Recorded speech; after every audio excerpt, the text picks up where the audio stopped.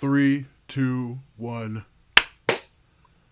Welcome to another episode of the Action Toon Bros. This is episode 60 something, but this is your main host today, Matthew Lewis, joining me as always. Yep, joining as always is me. I'll introduce myself, thank you. The co-host this time, Ben Sturgeon. And wow, Matt, again, episode 2 of this series, and it's still good. Yeah, I was gonna. Oh, you mean like set 2, or you mean episode 2 of set the 2? return? Set 2, second. Episode 2 of recording episode 2 of this particular series.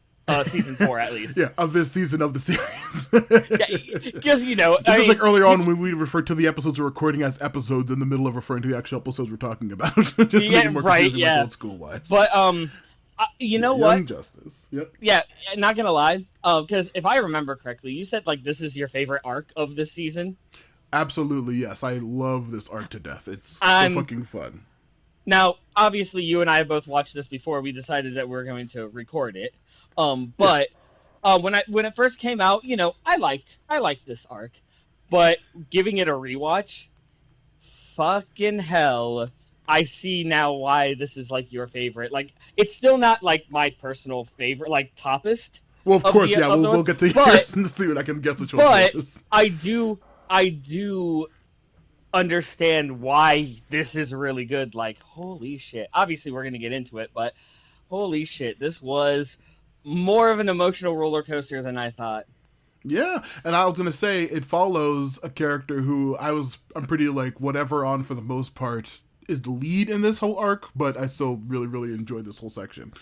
But yeah, we'll get into that when we get into the actual episodes, because are you ready to start?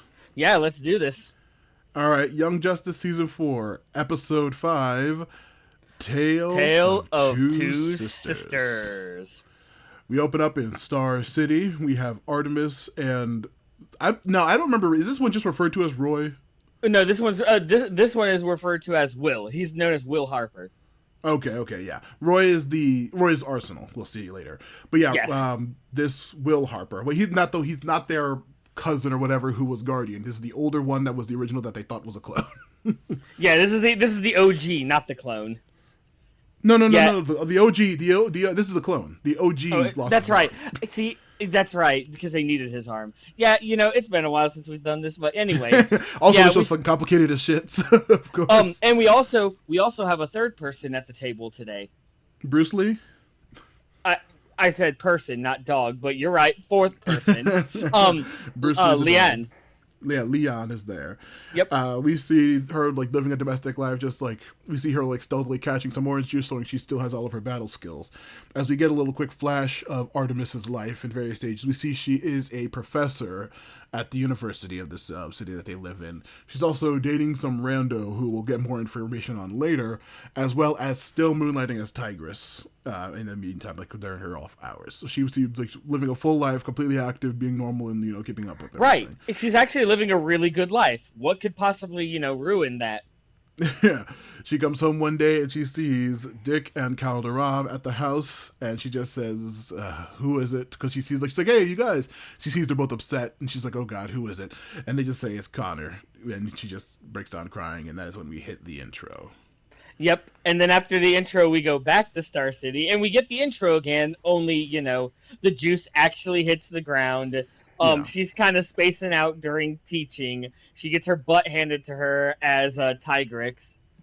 Yeah, Tigress. Sorry, Monster Hunter on the brain. I've been playing Tigrex. World a lot more. As Tigress, and then losing, but she gets as she can't really get her focus back, we actually cut to the Watchtower with the holograms of both Wally West and Connor.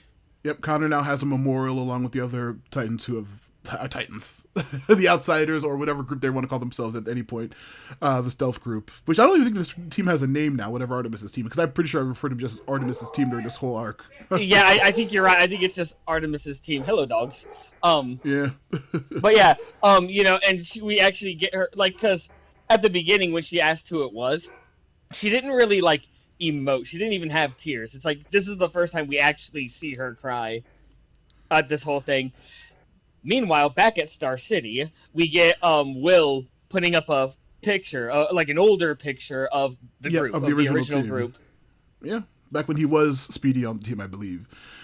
We see Artemis just thinking about talking about her sadness and what she's dealing with, as we see a flashback of her when she was young and training with Sportsmaster, her father. Yep, and of course, she was being mistreated. Jade stepping up for her sister, Sportsmaster being a dick. Um, but then, with all of that, um, After the flashback, we cut back to the present with Artemis talking to her mother. Her mother is like, I can't believe you're still spending time being a hero and doing all this shit that's putting your life in danger. Shouldn't you just be trying to just be with Roy and Leon and just try to be normal? She's like, I can't. It's been part of my whole life. She also talks about how her mother thinks that you should stop trying to rescue Jade because she's not obviously not being a very good mother herself. And she knows, and she also vaguely at this point hints that she knows where Jade Cheshire, currently at this time. yep, And this is and when we then flash to Cheshire and sailing to Infinity Island. Yep, and as she goes to Infinity Island, we see her, her trying to sneak on to where the League of Shadows is. Well, the original League of Shadows. That's a whole nother mess going on there. Oh yeah, we have to decipher that whole And craziness. who should catch her but Sensei? Yeah, that's going to be in a moment because before that, back with Artemis, we see her leaving her school and we see some young black girl in a ninja outfit following her in her car as she leaves the house to go to her school after hours. We get this whole sequence with her going into the school, the woman following her into the building, and then that girl gets jumped by Arsenal and Arrowette, who take her down. I think if I remember correctly, this is the introduction to Arrowette, isn't it? No, she was in the previous season when we saw the Bat family preparing to leave when they pretended to disband the group. Oh, yeah. Okay. Well, Yeah, either we saw way, Arrow way back. obviously, But also, technically, I was going to say in season 1, we see a mission where Green Arrow and, I'm not sure which the hell, if it's real Harper or not, jump some random guy, and you see his daughter, and that daughter is who grows up to be Arrowette from season 1. So it's a way long callback. But right. they capture this girl. They see hey, who are you? And she says, hey, you two aren't going to take me back. And she starts fighting back against Arsenal and Arrowette until they eventually take her down. And we see that it is actually Artemis, and she is with them. And they say, who are you? It's I thought you guys were League of Shadows. What the hell's going on? And this is when we cut back to Cheshire's mission.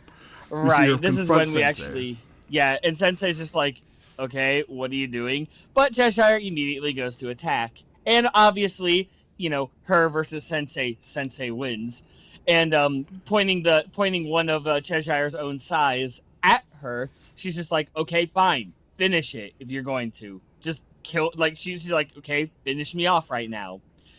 Cutting back to the university. Yep, we find out that the girl's name is Onyx Adams. She says that she's here to warn her. Cassandra Savage, the one of the daughters of Vandal Savage we met last season, is going to fake pretending to leave the League of Shadows, which we saw her training with back in last season as well, and she's going to pretend to join you. But I'm actually going to join you. She's a fucking traitor. She's a liar. And then, of course, they all say, they're oh, wow, I've never heard that before. And they name, every single person in the series that has pretended to be a traitor or was a traitor. Yeah, that's a mole or very, something. very funny. And funny story about this being said, immediately after this is said, you hear a voice in the background well, actually, it some of that is true. I mean, and then we see, well, Cassandra Savage is there, and she's literally pleading her case well, I really do need protection. But also, we see she looks very messed up. We see she's missing an arm, and her face is very badly scarred up. Yep, and of course, her reason for wanting sanctuary is... not yet. Because we have a quick scene back with Cheshire talking to Sensei about what's going on. And she says, okay, Sensei, I need help. And they say, well, we're not in the business of shadows, nor ... the light. But now we know that this group, what do they call him now? The Great One, is no longer with the League or the League of Shadows or the Light. They are just on their own separate thing with no name currently. And we also see that mysterious masked ninja pop up again with his weird sword, who we have not been addressed yet. Right, We yeah. all know who he is. Back with Onyx and Cassandra, they do the whole blaming the other, saying the other is pretending. But like Cassandra says, this is when she gives her reason for why she's joining, which is what reference to one of the best episodes of the whole series. Yeah, it's true, yeah. But apparently, Cassandra Savage, who is exceptionally like loyal to her father Vandal, apparently is defected from the shadows and her father because the tipping point was her sister Olympia Savage being murdered by Vandal. Yeah, we remember Y'all that from last remember that? If episode of y'all remember that. Olympia. Yep. But yeah, Yeah. and of course, Onyx is just like, no, objection, you're lying, and then it's just like, both of them have both of them apparently defected from the shadows, and both of them say the other one's a mole. So Yeah, who Onyx do we says that the reason Cassandra claims that the reason she lost her arm and is scarred is because of Vandal, but Onyx says that's because she had failed a mission against Killer Croc, and that's how she's messed up. We see that they are just like completely at each other's throats. We back at Infinity Island, we see Talia mocking Cheshire, saying like, "Oh wow, I can't believe you're here. You're a real shitty mom. you're not even with your daughter." But who else is with Talia, Matt? Yeah, we see little Damien, still a baby from, I think even he was last season we saw his ass as still a little baby. Now he's about a toddler, I'd say. But yeah, now he's a toddler. And that one weird ninja guy. We see another flashback of Cheshire. We see the flashback from season 1, I believe, of Cheshire and Artemis the day that she leaves, which is a flashback we saw in the first season as well, where she's just saying like, "Oh, I'm just going to disappear. I can't be around here anymore. So every woman for herself in this family. I'm going to disappear like the Cheshire Cat," which is where she gets her main name from because they're Alice in Wonderland thing. Currently with the main team, we see Tigress and team they're with Roy, and they're going to take the pair of them to the vault to hold them until they get some answers. Dude. Yeah? Roy is Arsenal. Will is the clone. They're with Will. Roy and Roy. Arsenal are with them. No, wait. Will and Arsenal. Whatever. I refer to him as Roy because I can't remember which the fuck one he is. the older one who was a clone, and the younger one, and Huntress and Tigress's team go to the vault. But on the way, they are jumped as we see a sniper try to shoot Cassandra, but Arrowlight jumps in the way, and it's a trank dart. She gets knocked out of the fight. We see the whole gang pull over in the cars while Cassandra and Onyx are like chained to the doors with handcuffs. The rest of the team is fighting. We see Will actually kicking butt with a clipboard and pen, which is very funny because it's like right to that security episode, which is a very fucking funny one. And of course, Tigress is attacked from behind, and as she's about to, get another blow, Cassandra apparently freed herself and is helping. As well as Onyx. Onyx also saves Will and Arsenal. And then we see, they're like, you guys could have escaped at any time. And they're like, yes, of course. Basically, and of course. So you guys decided to help us anyway. And they're like, yeah, basically, of course. It's very funny that they know, like, okay, yeah, you guys are going to be the traitors. But they finally get to the vault. Yep, we finally get there. And as both Onyx and Cassandra are in their own separate rooms, the original group we were with at the moment are now met up with Tara, spoiler, and someone by the name of Orphan. We've seen her before as well, I believe. Maybe once or twice, but the same thing when the Bat team left last season, that she was with them as well. Yeah, and they getting advice like, what should we do? How should we do this? And like Artemis wants to really wants to help this whole thing out, but Orphan is like, they're the way it goes. Yeah, Tara says, "I believe Orphan because that makes sense, but I don't believe Cassandra." And then Spoiler says, "Well, I don't know, Cassandra, we all know about evil dads." Like, Spoiler saying that Cassandra could be on the level. And then they ask Orphan, "Who do you think?" She says, "Neither of them." I'm just either. Yeah, pretty much. She doesn't say because she can't speak. But she points like neither of them she trusts. He indicates. Right, yeah, I was going to say, Orphan, yeah. Never speaks, mind you. Yeah, and of course. We'll get the information about it later. But flashback again with the scene where sports where Cheshire jumps out the window, leaving Artemis to fend for herself. We see Sportsmaster come into the room, and he's just like, yeah, she's not going to last any time on her own. There's no way she can do it.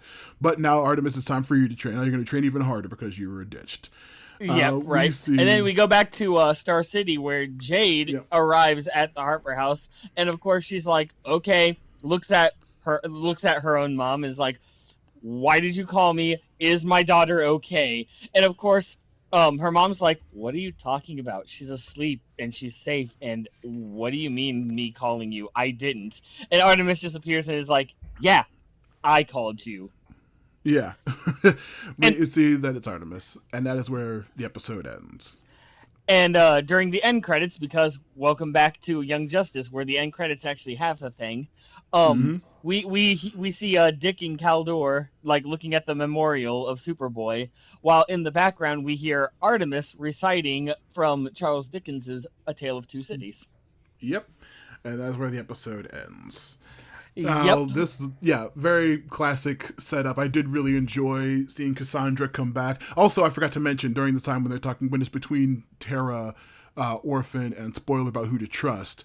I believe this is when they give the little hint that Cassandra Savage might be Scandal, who's one of my favorite characters from comics, the Gail Simone run of Secret Six.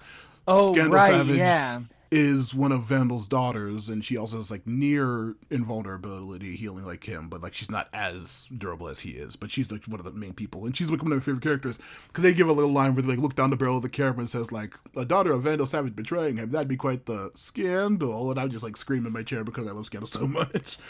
But the setup of the two people, and like one of them's a traitor, one of them's not, and they're gonna like say something new. Like it's a fun setup in like fiction. You see it a ton of times. The first thing I wanted to bring up was the old riddle of like the one person telling you lies and the one person telling you the truth, and which path to go down with that whole like riddle. I never really got like how that's a riddle because there's a billion things you could ask them that would prove that one is a liar. Like, well, right, yeah. you know what my favorite one of that scenario is, right? What? So there's two guards sitting at the gate, right? One of us speaks only the truth. The other one only speaks lies. So you see like a wizard and a barbarian. The wizard's like, okay, I know what to do. We just have to. Barbarian pushes wizard aside and kills one of the guards. Picks up other guard. Is he dead? Guard looks. No. Barbarian points. This one liar. Exactly. But yeah, like we have that trope. I mean, don't get me wrong. I understand the trope. But at the same time, it's like there are a million and one ways that has been super exploited. Yeah, I was gonna go through some of like the ones that I like. The spot the imposter trope. Whenever there's two like one's like pretending to be fake or whatever. Did you see Toy Story 2? Oh, which one? Toy Story 2. Yes, it's been a while, but yes, I have seen Toy Story 2. Yeah, the bit with the two Buzz Lightyears was very, very funny. Another one I saw online was Fallout 4 with the synths. Did you play Fallout 4? I have played Fallout 4. There are, anything with synths really. Like, no, I'm the real one. No, I'm the real one. Yeah, it's very fun. And also the Captain Marvel with the scrolls, which the scrolls are always a very fun thing with the in comics and stuff like whenever you do the... Now, hey, Matt. Yeah. We can't talk about the one speaks truth, but the other speaks lies without mentioning the most important one in our childhood. What? The Paradox Brothers from Yu-Gi-Oh! Oh, God, yeah. The only thing I remember from fucking Yu-Gi-Oh! Is that fucking dumbass kid with the zombie deck who kept saying a ghost of a chance like every scene. Oh, right. A ghost of a chance. Wait. How do you not remember Bandit Keith? Bandit Keith's fucking great. Yeah, of course. Yeah, the best American. the best American. Like, okay, like I was watching. That was so fucking stupid. One of my roommates and I have been watching like Yu-Gi-Oh! Quite a bit. We're actually in Battle City, and I love how Yu-Gi-Oh! Portrays Americans in the Japanese version specifically, because no matter how old you are, points at the 12-year-old Rebecca, and also points at Bandit Keith. But if you're American in the Japanese version of Yu-Gi-Oh, you are contractually obligated to A, be blonde, and B, say the phrase, and I quote, "Goddamn." Yeah, goddamn. Yes, literally, it's like, oh, yeah, right. It reminded me of Joseph. Yeah, but yeah. So anyway, do you have your end of episode question of the day? Oh no, I was just talking about the trope we already talked about. It just the trope of the like which Ah, one's yeah, real, which yeah, one's yeah. fake. Okay, But it also, was I was gonna the say whole trope between talk. Yeah. at this point currently in the thing, who did you if like I mean we have obviously watched the whole fucking arc. We know what the fuck's the deal is. Right, But right. at this point in the first episode of the thing, what were you thinking was the situation? Like who did you believe was going to be the actual person that like, who did Honest, you think was legit? honestly, because I am familiar. Because before watching Young Justice, I had watched a little bit of Superman the animated series, but I had watched all of Justice League and Justice League Unlimited. Mm-hmm. Um, I at this point, I was actually, I'm gonna be honest, up until the reveal, um, I was all about, obviously it's Cassandra, because with how loyal she was in the previous seasons, and with Vandal Savage, her being a savage, obviously she is going to be the bad guy, because haha, my dumb brain didn't want to think that the other person was, and I was just like headstrong and just being like, yeah, it's totally you. I just immediately hate you. I'm like, well, I was like I said, I fucking love Scandal Savage, and the way they kept like overtly like, alluding to the fact that she could be Scandal, who is a person who does actively hate Vandal Savage and like works against him whenever she has the opportunity. I was like, okay, well, she could be legit, but then they kept mentioning, I don't know if they've already mentioned the Amazing Man at this point yet with Onyx's backstory, but Not yet. That's just, the next episode. all right, so yeah, I was just like 100% like, God, please let it be. Please let Cassandra be legit and Onyx be the bad guy. They'll be like less likely to be predictable, but also I really want her to be Scandal Savage. Right? Yeah. But yeah, either way, like as of this point, I looked and I'm just like, I don't like the fact that you're a savage, because I know Vandal Savage prior to this, and of course, we've seen Vandal Savage at work in the first. This is season 4, right? The first 3 seasons of this show. Yeah. So Vandal Savage is a more mild dark side, because dark side really just, I mean, it's dark side. You really cannot compare him. But Yeah. so he will literally do anything. Vandal will literally do anything to get what he wants. And his kids, like earlier on, like even when Olympia was still alive and stuff like that, his kids were no exception. So why the hell would a change of heart happen now? Yeah, true.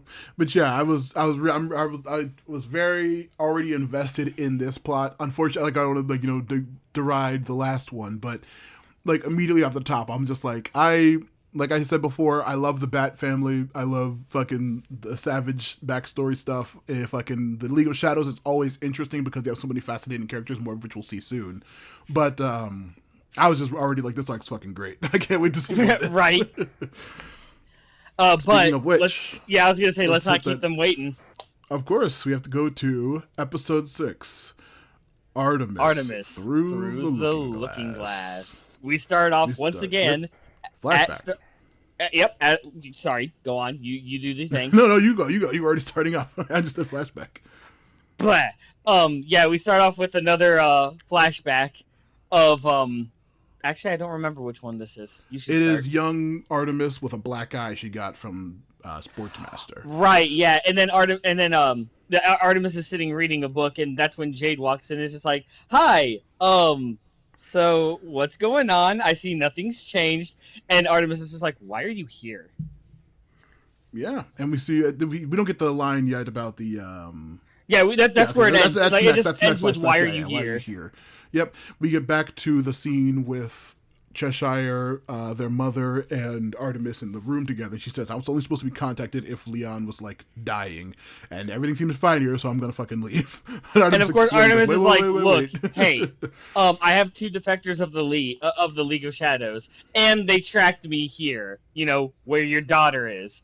So, yeah. And they could be their presence being here means that they are already in danger from the League. So we should probably have this conversation somewhere else, and also you should help me find out who's the traitor. And of course, Jade reluctantly is like, "Fine, what do you know about him?" Yep, and as we get a quick scene of Whirlwind, that Australian girl from the last season, and Wonder Girl talking about like, hey, there's a weird giant like looking storm that like tripled in size over a couple of seconds. It's definitely Weather Wizard. Beast Boy, do you want to come help us? And he just kind of like comes out of his room for 10 seconds, says, nah, you guys got it, and it kind of like goes back into his room. And Windfall, Windfall's just like, is it Windfall or Whirlwind? I can't remember which one she is. Her name's Windfall. Yeah, her name's she's Windfall. I only know she's Australian person with wind powers. And she's like, he's been sleeping a lot, hasn't he? And Wonder Girl's like, yeah. Hey, let's go mission. As she looks at Garfield's door, like, is he good? Is he not? We cut back to the vault, and we see some psychic girl. We don't. I had to look up who the fuck this is supposed to be. Yeah, her name is apparently Looker. Yeah, Looker. She's a mild, low-level psychic. She says she's no Miss Martian, but she does detecting both of them, and neither of them seems to be lying. But Orphan says, "Come on, they're like Orphan. Through sign language, through gestures." Actually, no. She explicitly tells Looker through her mind. Orphan is like, read my mind kind of thing. Yep. Yeah. She's like, yeah, they're trained to thwart this. That's basic shit. Also, you're not very good. But then we see back to the flashback. Jade is saying like, hey, Artemis, I could really use some food. And then Sportsmaster busts in like, I knew you couldn't last, you puss. You're a weakling. And then she says, fine, you're all mad here. She looks at her sister. Mad like a hatter's here. Oh, that's not going to be a theme going with her. What else? I literally wrote down like, what the fuck is this awkward ass, weird ass line? We'll right. Find out later. And then we actually cut to Artemis in a park where we actually get to see her, emote with her boyfriend more than just like pictures. And they have like a goofy little, we see we see a man, her boyfriend who actually has a prosthetic leg. Running, they're talking, and Artemis is like, you better leave because I'm going to be talking with an assassin. And as they smooch, Jade's like, okay, introduce me. We find out that the dog's name is Holly. A joking like, Holly, this is my sister. And Matt, you're going to have to help me out with this one if this is an important character. But we also find out that the boyfriend's name is Jason Bard. Yeah, he is a detective, like a human, regular ass, normal detective in I think maybe out of Gotham normally. Yes, he did mention, because Jade was going down the checklist, dog lover, ex-military, you're a professor kind of thing, and he did say that he's a private eye, he did move from Gotham to Star City. Yeah, he's just a very minor character from like Batman comics, who occasionally helps them as a regular detective, like a private detective guy. Okay, see, I figured that there was a callback there, but anyway. So after Jade is being sarcastic with him, and Jason actually leaves, and Jade's like, I like him. I'm really happy for you. Like, genuinely is like, I really like this guy. He's good. Yeah, a nice little catch up. But then she says, okay, so all the information you have on both of them. She's like, well, okay, so Cassandra, I think, is legit. Vandal Savage sucks. She has a lot of grievances. And she is also a known figure. Onyx is a low-level, nobody, nothing, who there's no way she should be able to have escaped from the island. Well, actually, what she says is that Onyx is a ghost. And there's two reasons why you're a ghost. One... one means you're a low-level nobody, or two, you nobody knows you because nobody knows anything about you because either A, you're low level, or B, you're a ghost. And nobody, if you're a nobody, you can't leave Santa Prisca, I think is what they say now, is where the League actually is. But if you're a ghost, well, you just don't want to deal with any of those. Yeah, and she also, I think at this point, Cheshire asks about Orphan. She's like, do you know who that is? And she's like, hey, don't worry about her. Batman's vouching for her. That's later on. That's later on when they first meet. No, this is before, because right before, because we cut to the scene of Black Spider and somebody else in a plane getting ready to capture them. Right, yeah. I thought this was also where we, also got another flashback, actually. Yeah, flashback right now to the follow-up on the Mad Hatters. But yeah, it's a quick thing of Jade asks about Orphan before she goes to the vault, and then Black Spider and somebody else are sitting in a plane getting ready to go rescue to find Cassandra. Weird glowing purple arm. Yeah, someone like, hey, are you ready to go get Cassandra? Oh, it's a real fucking Martha situation, could it be? But Oh, yeah, they God say they're gonna damn get Cassandra, and they say okay, and then we get the flashback to the follow up where we see Artemis leaving a store with a bunch of groceries and shit, and she sees Cheshire, and like she's like, "Hey, I knew that Mattis Hatter's line was important." I was just like, "Oh, thank God!" It was just a really shittily written line, but it was Right. Well, no, actually it's like, code. oh, that's code for we should talk in secret. Hey, look, here's some food. And Jade's like, thanks. Yep. Here's a book called Dumb. I forget what it is in the Vietnamese title is, but it translates to a book called Dumb Luck. Yeah. She does that, and then like that's where they actually transfer a little food there. Back to the modern day, we see Spoiler complaining that Orphan stuck around during her whole shift, and she's like, being really weird and annoying.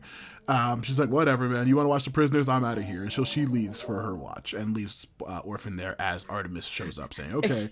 Well, right. Yep, I remember Artemis. He's like, "Okay, cool guys. It's my turn to be shift leader. You guys can leave. You two, Orphan. Orphan just like sits there. Orphan, Yeah. you can leave. Orphan just sits there. All right, fine. Yeah, she tries to call Batman.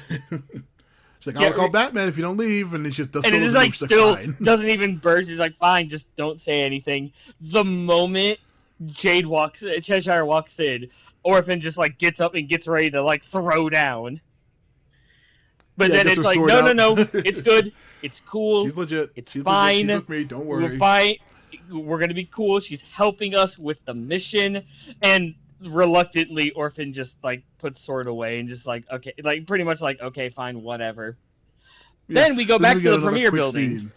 Yep, back to the premiere building, which I'm surprised we're not following this team more this season so far, but we get to see Garfield. Is it Garfield, right? Garfield or Gar for short. Garfield yes. Logan, right? Yeah. Yes, okay, so Garfield Logan. Beast Boy won't leave his room until like it's night, nobody's around. We see him come out, he goes downstairs and turns on the TV, and we get to see Brion, Hot Lava himself. Yep, and of course it's like, hey, there's letting metas into the city. In Markovberg or whatever the fuck this is called. Markovia is the country, I believe. I thought Markovberg is the capital, correct? Might be, but Markovia is like the entire city, yeah. Like country. The country, yeah. We see that he's letting metas in, but this is also causing a lot of their local citizens to flee the city, and they are going to Perdita's country of Latvia. Latvia. Yeah, Latvia. I believe it was. Because I get the meaning of Lativaria, which is Doctor Doom's thing. So it's Latvia. Perdita, like princess, or is it Queen Perdita at this point? Queen at this point. Yeah, Queen Perdita, and as soon as Beast Boy hears that, he turns the TV off, goes back to his room, and shuts himself in. As we know that they like split up last season, I believe, or something like that, or he's like just talking to her. Right. Yeah, as of right now, I think they're like taking a break. But anyway, back at the vault. Yep, Onyx is talking to Cheshire, saying like, I don't know who you are, I don't know where you're from, and she says, my grandfather was the Amazing Man.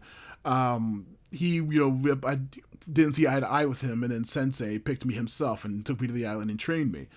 And she's like, all right. And then she goes talk to Cassandra, and she's like, Cassandra left the light because Vandal killed everyone she knew. Killed her family, killed her mother, and she could have had a normal life. She killed his sister, and that's why she doesn't trust him.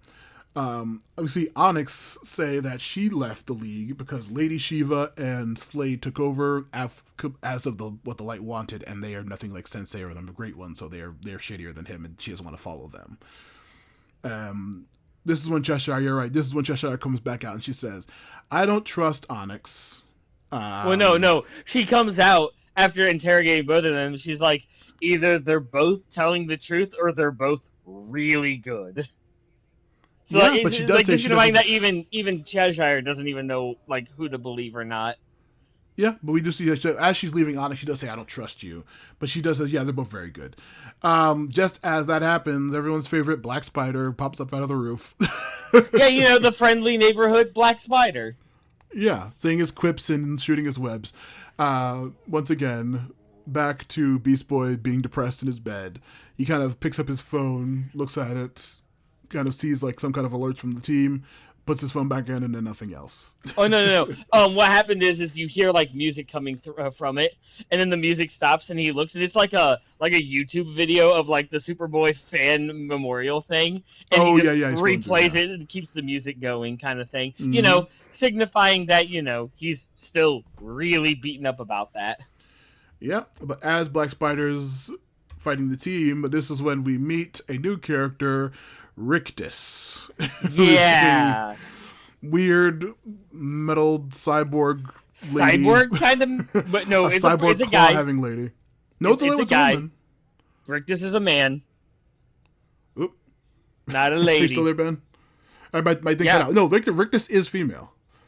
They said him. They kept using him pronouns. Rictus is explicitly a female character.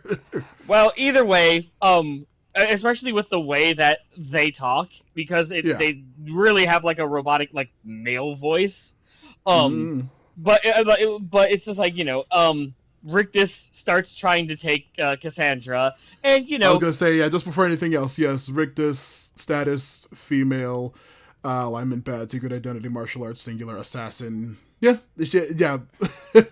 Rictus is a female presenting person, and I don't know where they did the weird other don't say he. I don't know. Yeah, right. Yeah, I'm just definitively female. Okay, well, either way, she's a huge muscle cyborg lady. Black Spider will not stop quipping and talking about his hot sticky web balls. God damn it! I was hoping you were gonna say that. I wrote that down explicitly. But yeah, Orphan and who was it? It was Orphan and Cheshire.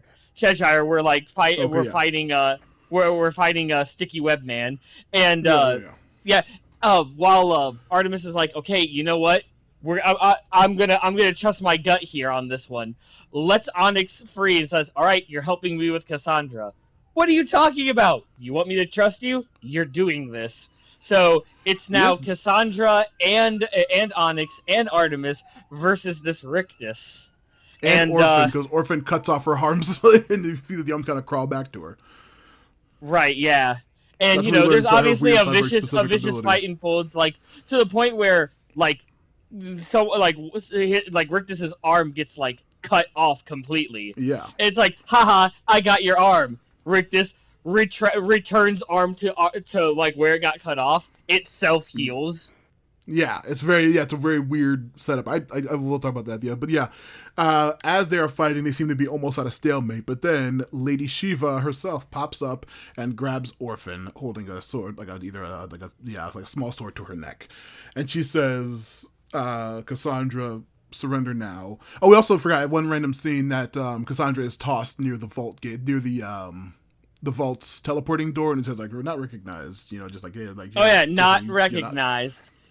Yep. Yeah. But as she holds the knife saying, hey, release Cassandra Savage or this one gets it. And then they stop for a bit. We see that they kind of hold each other hostage. She says, okay, well, I'm going to leave, but you return Cassandra to my island or I'm going to kill this orphan. And we see the Shade helps them all escape from the vault. Shade is back. And of course, Cheshire, explicitly is surprised to even see Shade, but then they all disappear, and it's all right, we have to go. Cassandra's all right, you're trading me. I didn't want this, but we're gonna have to. And of course, Onyx is dude, obviously you want to do this. She wants to go back to the island. Reason. That's why she's a traitor. yeah, another traitor. And Cheshire looks at Artemis and is okay, first off, she's bluffing. And of course, Artemis is we have to save Orphan, and Cheshire's oh yeah, you forgot that you want to save Shiva's daughter. It's yeah. Wait, what? Yeah, I'm sure Batman didn't tell you that thing. And literally explains briefly that her name is actually Cassandra Wusan, who is Lady Shiva's daughter, and was literally created just to be the ultimate assassin. Even as an infant, vocal she was cords trained to be severed, a weapon for Lady Shiva and everything. So it's just yeesh, oh dear, kind of thing. And of course, Tigress is yeah, but we still have to save her. And Cheshire's just like, you know what, whatever, do this on your own time, and leaves. Cutting Yeah, back to another the flashback follow up with flashback. Artemis Yep, and them. Yeah, where um where Artemis is on the rooftop waiting for Jade to return as she's reading Dumb Luck, and of course, Sportsmaster comes back and is like, "Ha, all right, nice. You gave her food, and now not only are you gonna train with with no food in your stomach, but we're gonna be working on one-handed boxing." yeah. He also is like, I knew you couldn't. I knew Jade couldn't make it on her own. That's why she's back. She's like, all right, then fuck it, whatever. I'm out of here. She like just leaves. Yeah, but she goes back to training. It's very depressing because he's leaving her sister there again with fucking Crusher Creel, aka Sportsmaster. But back in the present, we do see them on. Is it Sphere that they're on, or is it like a regular thing? I can't remember at this point. It's a Super Cycle actually, I believe. Okay. Yeah. Is it a Super Cycle Sphere? I think they're the same thing. Yes, but yeah, they're on Sphere, riding away as Halo arrives in the vault. It's like, it's my turn for guard duty, and sees all of the red sticky stuff that the spider left for everyone. Yeah, very funny little and thus gag. And then the post, yeah, and thus the episode ends there. But we see Craig looking at a picture of Superboy, who is playing it with Dublex, I think his name was. I do not remember. Dublex is like that. Was that the name of the larger scientist genome guy who was the genome scientist guy? And that's another. There's so many fucking threads in this series. Yeah, there's a lot of callbacks. Callbacks are one thing, but like this world's so fucking massive. It's funny seeing like random stuff like random specifics like that. and by the way, the only reason why I knew about Dublex is because I had to look it up. But as this scene is going on, we hear Artemis reciting, as the title states, Lewis Carroll's Through the Looking Glass and what Alice found there. Yeah, of course. What a weird, fun little mini episode. I love the whole questioning of the pair of them. I was going to say, there's two different things to talk about mostly, but the first one being Sportsmaster's training of Artemis and Cheshire in the past. Did you do any sports in school? Did I do what? Oh, sports in school? Yeah. No, I was in band, therefore that was his own sport. Okay, yeah. I was gonna say I did football, which training was fucking annoying as shit for, and then also wrestling, which was also another thing that was very difficult. But the training was always very fucking annoying. Just running around the school and shit, it was always very obnoxious, and I hate training and I hate doing anything that causes effort because I'm so lazy. The other thing I wanted to talk about was between Rictus and Black Spider, and of course a number of the other League of Shadow people, because the number one thing whenever they come up I want to bring up is what the fuck is the training for the League of Shadows? Because there are so many random freaks. Yeah, the training is so random because the grunts we saw when they got their asses whooped by the generic team in the last part, they're all using machine guns and shit, and they're getting their asses kicked by everybody on the team. And then there are freaks like goddamn Black Spider and Rictus, who like, she doesn't seem to display any martial arts or stealthness, and then Black Spider is just a fucking goofball. From what I was gathering is obviously, there are normie people like regular assassins and stuff like that. You have your metas, points at Shade as an example, and Terra. Actually, I don't think the Shade is with the League, like, training background wise. Right. But and Terra, when she used to work for them because of Slade. Yeah, when she killed that random guy. But then you have okay, Matt. You might actually know what I'm talking about with this, because what was it? Rictus is the name? Yeah. Yeah, with Rictus. Rictus might have been one of the exceptionally good League of Shadow members, to the point where they were so powerful and they wanted to test the new technology out. So they made him a cyborg. Does that sound like anything to you, Matt? Does that sound like anything you might have mentioned that you might have played in Mortal Kombat? Does that sound familiar to you, Matt? Yeah, but that was honestly, yes. Rictus is directly an analog for the cyborg Lin Kuei. But the character is so, I'm saying, we're still gonna debate this character gender forever, but they don't seem to like display any kung fu ability or anything, or like stealthiness. Well, like a Black Spider, I 100% get, because that motherfucker would be a perfect League of Shadows like asset. Terra was a bad one because I can't imagine anything fucking Geomancy being any stealth, because she never was stealthy. Well, see, here's the thing. Half the people who aren't supernatural, like Lady Shiva or Rei Shuggle to an extent, or what was that guy Ubu, the guy who like said, like, "Don't worry, Master Ubu will save you," as he like swung away at the end of that last season episode, or like Sensei even, or the mysterious Red Ninja, or Orphan herself. Well, see, there's like a lot of like regular stealthy ninja people, which is understandable, but then there's like these like 2 or 3 freaks. It's just like very weird. Well, here's the thing though. Here's the thing to consider about this is, I mean, first off, Slade and Shiva are now running. They might have different standards rather than, Rei Shao Ghul and Sensei, because even Sensei was like, yeah, not only is Rei Shao Ghul not any part of any of this anymore, but like even I was like, yeah, I don't like what they're doing now, kind of thing. But yeah, with Lady Shiva, and then they might have different standards because of different management. Yeah. Also, like the thing with yeah. Go ahead. Yeah, but also it's just like, you say I get Black Spider. I'm like, I don't, because you say he's good at stealth, but he talks too much. The only thing he'd be good for is a distraction. Very stealthy though. But once he confronts somebody and like, he's like, yeah, goofing around being a shithead. But up until that point, he is like a master of, like, just like Spider-Man himself, he could be like a master of stealth until needed to be. And then when he's in a confrontation, he will distract you with his like bullshit joking. But like until that point though, he is like a very capable, stealthy person who can literally like walk on walls, stick you to anything. It's like he's completely understandable. Even if I don't know if he's like naturally supernatural or not. We'll figure out, like, maybe not later technically, but like it's just interesting to see that dynamic of the weirdos we have in the League of Shadows, and like how they don't really incorporate supernatural people that often, except for Raish.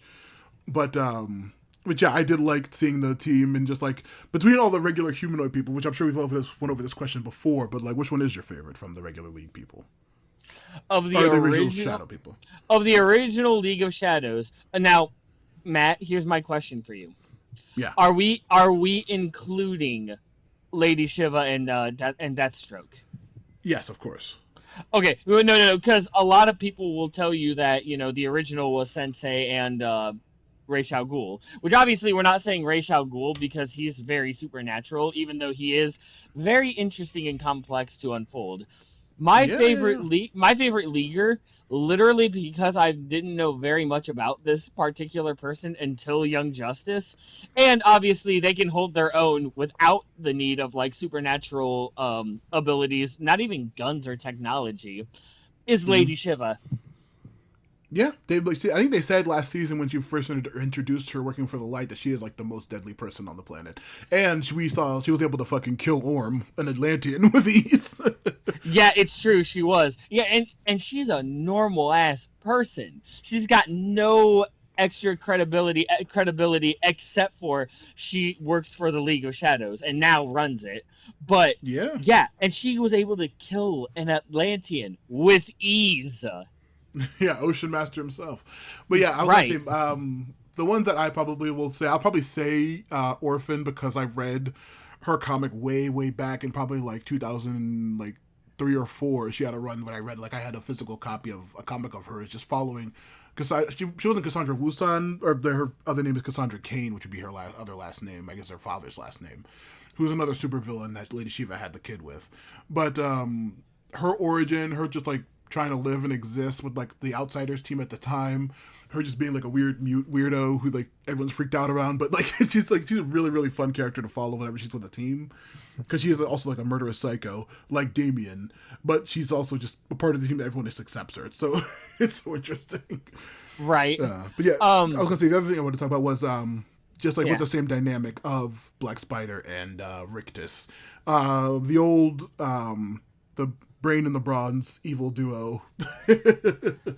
Or the Agile and the Bronze. It's a fun I was gonna say, saying that Black Spider is the brains, making a lot of assumptions there. I mean, you've seen Rictus.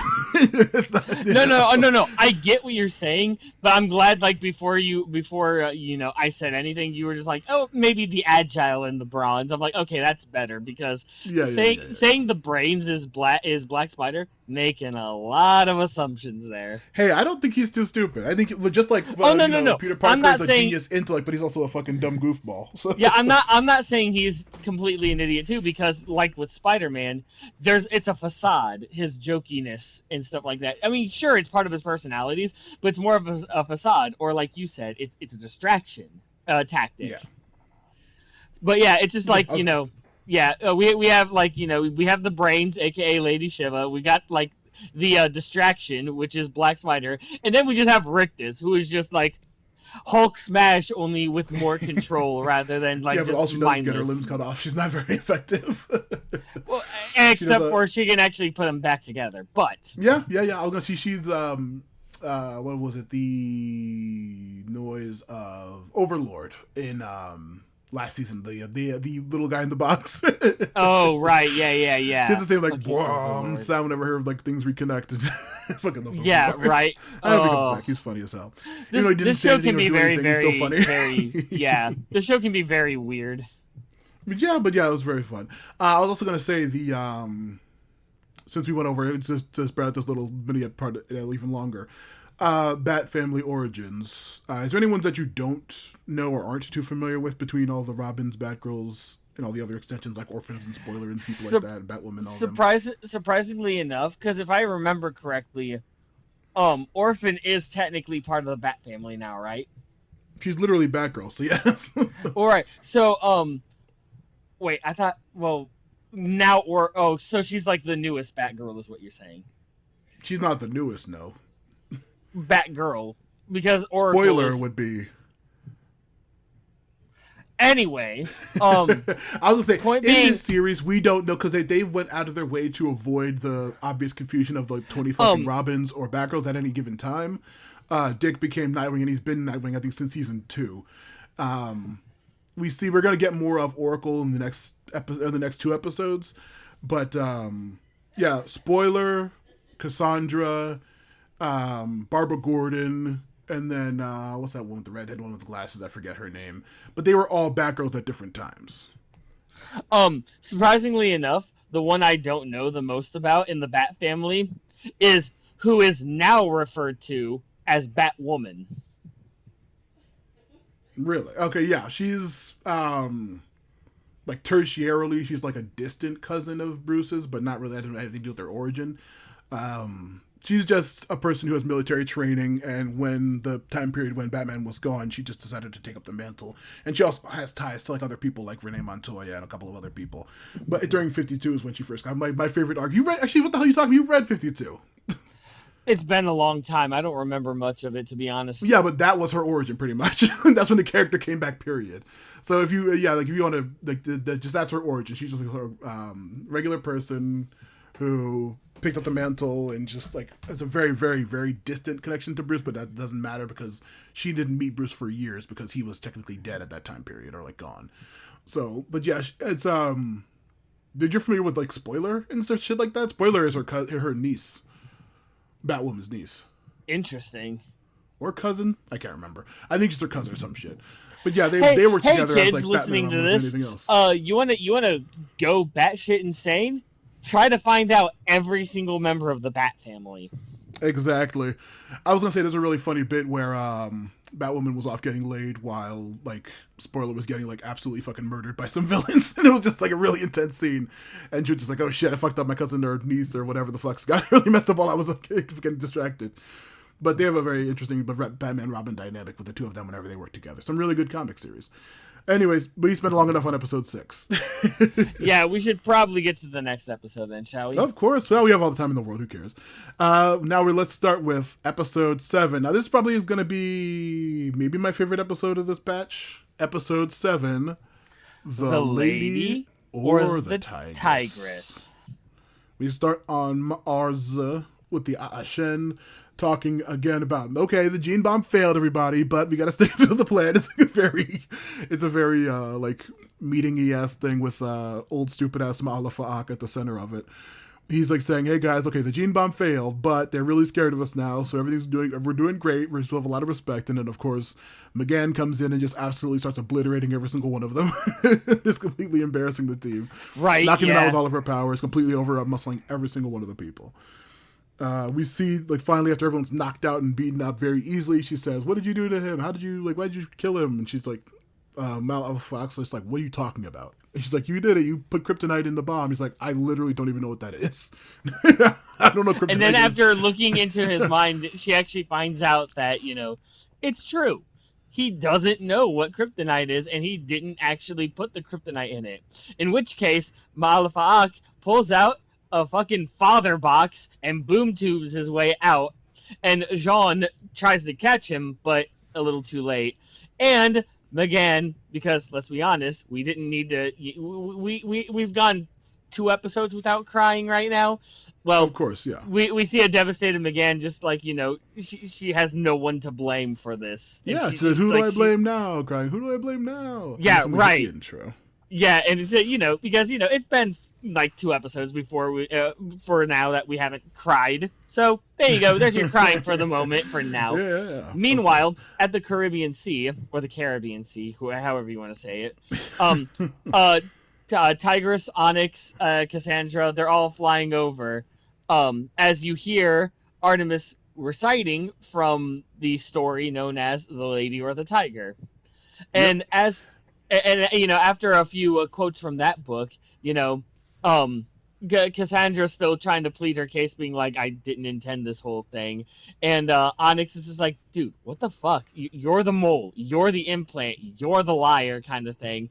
And of course, Tigress. Cassandra says, "Okay, you're just gonna keep undermining me every time because you're the mole. You're the liar." Right. She doesn't ever stop. It's like you're the one. No, you. Pretty much is the argument. And of course, Tigress is just like, "Listen, guys, shut the fuck up. We really need to focus on this mission, right?" And of course, Cassandra says, "Just trade me," and she's like, "No, we're not going to do that. Shut up." So we see that the two continue to fight. We see Barbara is in communication with Artemis, and she explains that the rest of the Bat family is dealing with I believe it was Penguin Two-Face turf war. And it was a Two-Face Penguin turf war in Gotham, and it's just like, okay, but look, just like with Jason Todd, we get that name drop. If you need us, you literally just say the word and they will literally drop everything. And of course, Artemis is like, "Nope." Yeah, don't worry, we got this. We cut to Lady Shiva talking to her daughter about like, "Hey, I can't. All I really wanted was you. I just wanted to rescue you. I don't care. I know you think you fell to the good guys, but you're wrong. You're my daughter, and I know you're going to come back to me." And this is when we get our first flashback from Cassandra, the orphan's POV. We see her training with her mother as she's wearing her like a similar looking outfit, but just like almost a generic League of Shadows outfit. And she's her daughter saying, "Okay, so we have this letter from a former Light member, and he's been excommunicated, but we need you to take him out." And we see that it is that shitty Brett Spiner Joker. Who? That one. That guy. Joker that's ever been. Then we go back to Mars, where we see babies. Hawkwoman. Oh yeah, Hawkwoman. Yeah, we finally get to see Shahara. And she gets to talk and have some lines finally. Right. And Jean is just like, like in communication with her, and we hear Hawkwoman being like, "Okay, look, we've ran some like checks on all of the kryptonite all the known kryptonite that we know of, and unfortunately, it's all accounted for." And Jean's just like, where it came from. Yeah, and Jean's just like, except for that means there's some that we don't know about. And Shara's like, "Yeah, but that means we're out of leads, so sorry, we can't really do anything." And Martian Manhunter's just like, "Yeah, okay, over and out," pretty much. And of course, McGann watching this whole thing, she just like turns incorporeal and just goes down. It goes down stairs, like get downstairs. Yep. She goes downstairs. she swoops away. She just slips away. Yep. Back with Artemis's team, we see them leave the ship that they're on and dive underwater as they scuba in onto the island. They swim past some mines and some traps under the water just to get to the land. As she continues her story of the Lady or the Tiger, more about the crazy Mad King who had his daughter, and then he had the people who wanted to marry her had to choose a door between either a deadly tiger or the door with the daughter behind it. And there was one hero who was trying to do this at the time. But she pauses the story for a moment as we see that while they're swimming, Onyx's leg is cut by some kind of rock or reef and attracts a shark like within seconds. And Cassandra wrestles the shark in a very cool way with one arm and manages to fucking stab the shit out of it, saving her life. They continue to kind of just climb and explore the island as they're getting closer, but we see that Onyx does take a time to save Cassandra from nearly falling. As they are stealthing around in the bushes, we see Artemis is nearly jumped by a random League of Shadows person, but they both actually save Artemis this time. And then over the comms, we hear Barbara say, "Hey, are you testing the two of them? Because you could have really taken out that team member with ease, that random guy." And she's like, "Hey, man, it's don't worry about it. It's fine." As she continues to walk with the team, she wraps up the story saying, "The point is that behind either doors, it could be either possibility, the Lady or the Tiger, behind the choice you make."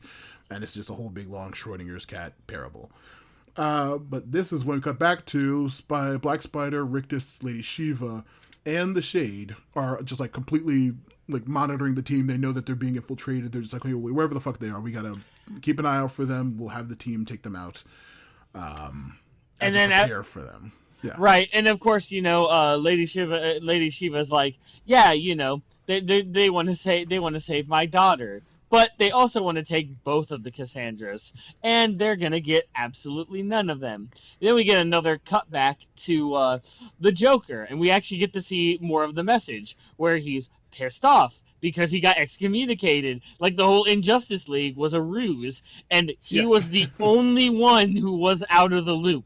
Even the Riddler was in on this. And of course, him being, the Joker, he's like, I'm the one who makes the jokes. I'm the funny man. So guess what?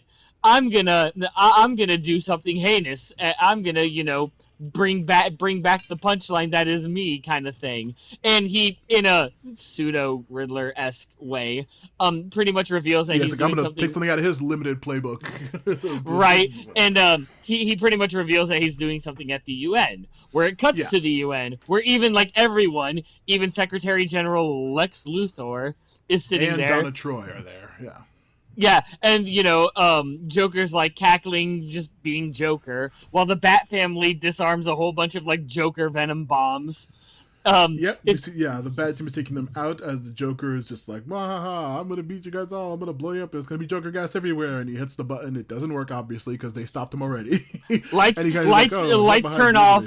Batman appears. Joker is just flees in a smoke bomb, and as he's fleeing, Batgirl, who is Barbara Gordon at the time, uses her infrared, and instead of noticing the Joker, notices a figure with a sword pursuing Joker. And then we cut to present day. Barbara continues to tell Artemis, "Look, you need to focus. We need to rescue Orphan at any cost. She's incredibly important to me. Trust me." And then she gives this is when Artemis gives Onyx and Cassandra "Okay, everybody, stay whelmed." And they're like, "Whelmed?" Which is a nice little fucking final throwback to that little old dumbass gag. Right. Back with the family on Mars, Megan is talking to her family, hugging them, saying, "Hey, I know I'm really sad, but I have to go back. I have responsibilities on Earth that I need to take care of." And you're just like, "Okay, daughter, just as long as you take care of yourself and don't wallow in the sadness." And she kind of walks away, and they're like, "We're not gonna see you again, are we?" And she's like, I don't know. I'm too depressed to make a plan. I don't care."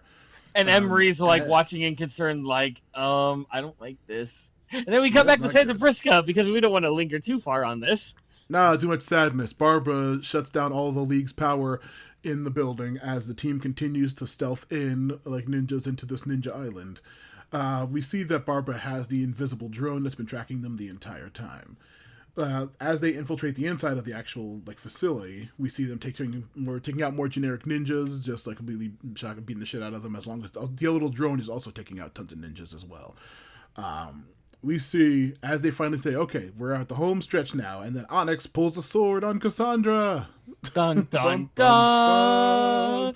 And then meanwhile, yep, back to Mars, where baby. Now we have baby. We don't have the original anymore. We have baby not now. Ship. Yep, not ship. Not ship. It's baby now. Baby starts getting loaded up, and Emery. That I know it sounds weird out of context. Ship is baby. But then Emery appears and is like, "Hey, I want to join you guys. I literally want to know more about Earth and like all the people that you care for." Jean is like, "Yeah, you're totally welcome." And of course, Emery looks at her sister and is like, "Yeah, am I?" And of course, McGann's just like, "Yeah, whatever. Do whatever you want." I was gonna say, just to not even cut in the middle of the bit. Have you seen I Think You Should Leave yet? I'm sorry, what? I Think You Should Leave. Have you seen the Netflix show I Think You Should Leave? No, I have not. Sorry, that sentence confused me. I didn't realize it was a show. But no, what's up? No, yeah, it's a fucking amazing, hilarious show, but it's a very funny bit with like the main guy being like, "I don't want to be here anymore. I don't care. This is stupid. I don't want to be. I look like an idiot." It's like a very funny, depressing scene, but it's like she's just like doesn't care about anything. She's just like, "I don't care. Whatever, Emma. You can come if you want. Who cares?" It's just like so checked out. It's insanely depressing. Right. To follow him again like this. Meanwhile, back at Meanwhile, back at Shadow Cassandra, HQ, we see that Onyx is like, "Dude, listen. This person right here is a liar. I'm telling you that she is the mole. She's trying to do like bad things," which, immediately there's like this invisible force moving her sword. And, Cassandra looks and goes, "Okay, you know what? Fuck this." Goes to her neck, takes off a glamour charm, reveals that her arm was there the entire time.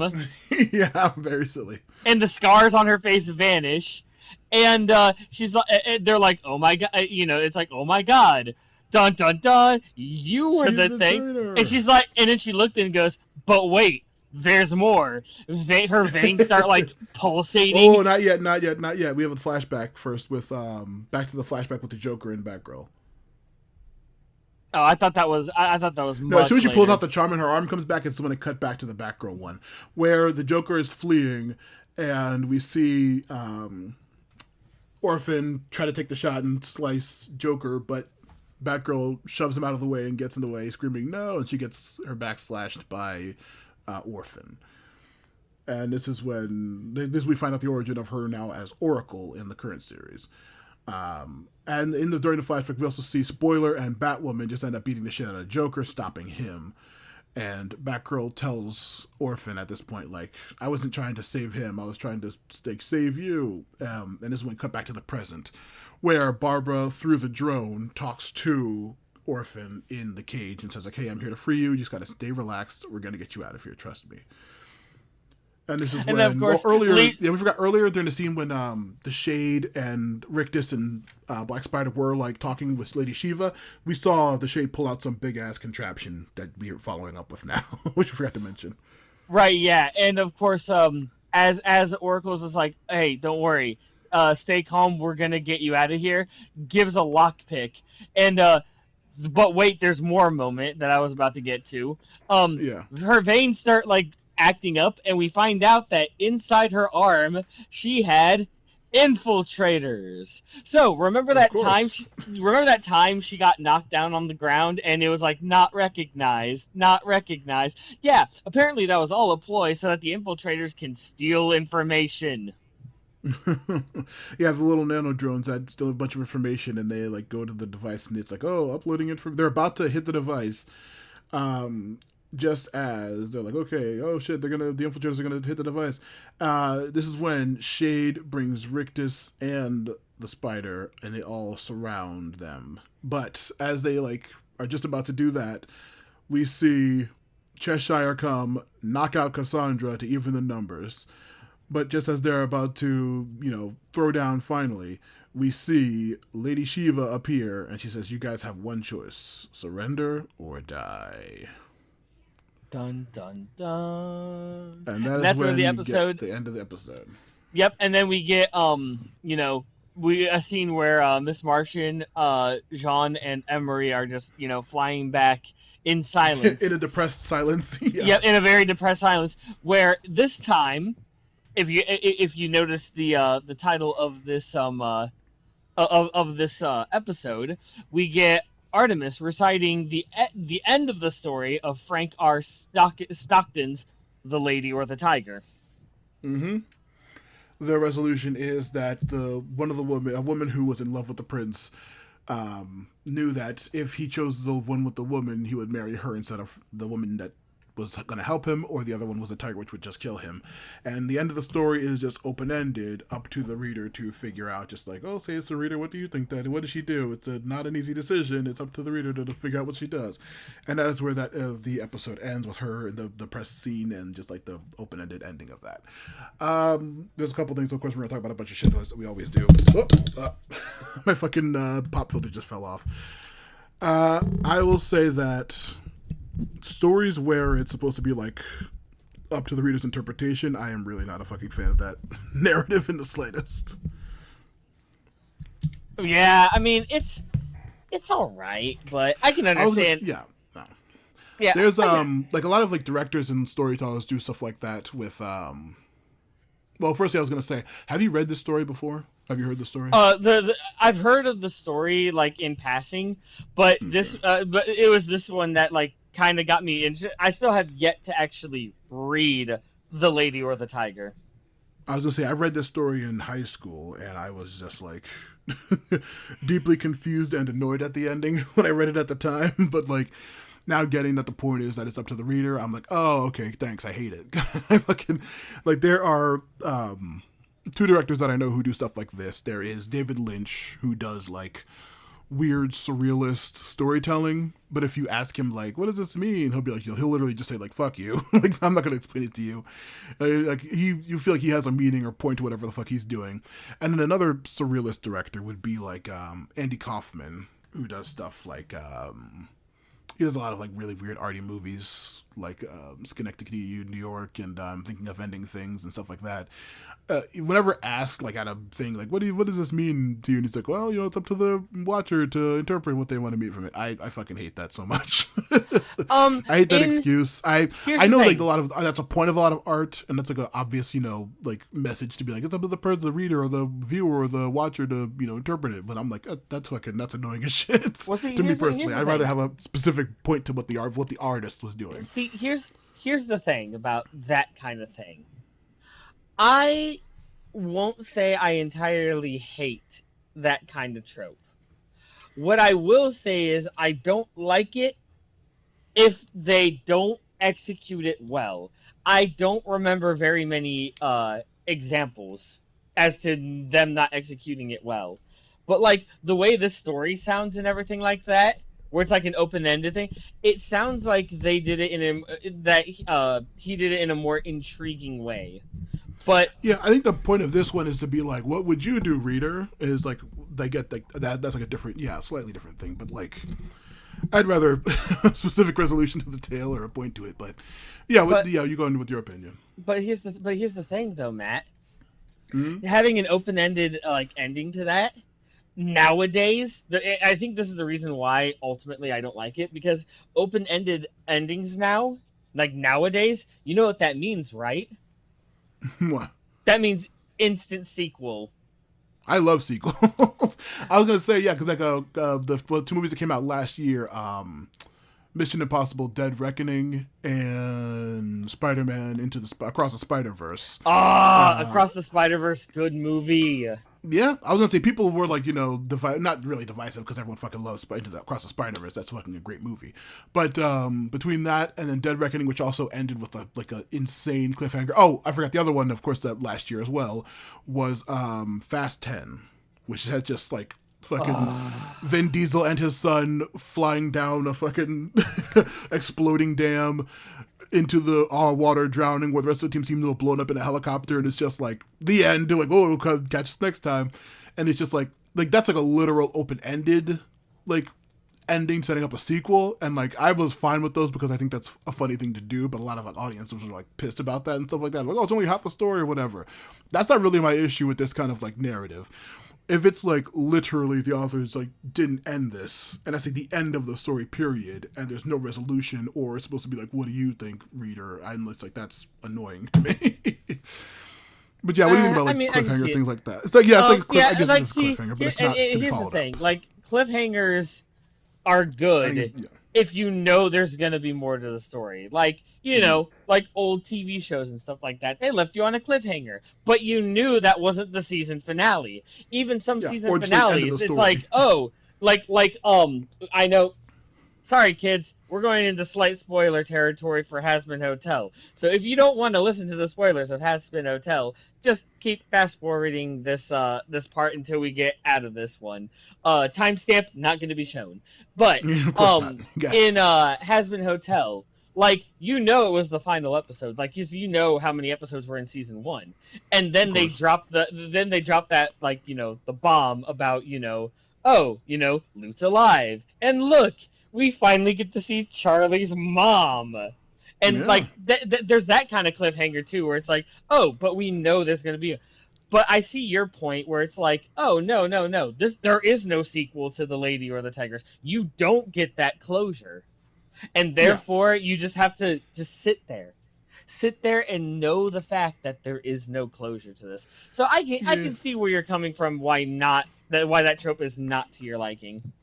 Yeah, no, it's not really the cliffhanger nature of it. It's more like the, what do you think the meaning of this story was, reader? And I'm just like, that's dumb. I would hope that the artist who produces a piece of work would have a point to what they were doing, and the point wasn't just, you know, you figure it out, person looking at it. Just like, that's like, I don't want to go on a whole rant about modern art, but I think like a lot of, you know, like, what is it, surrealist shit, I'm not a huge fan of that, like, style, or like the, just like a bunch of like random stuff and saying like, hey, what does this make you feel? What do you think about this? As opposed to like actually depicting something or having a point to it.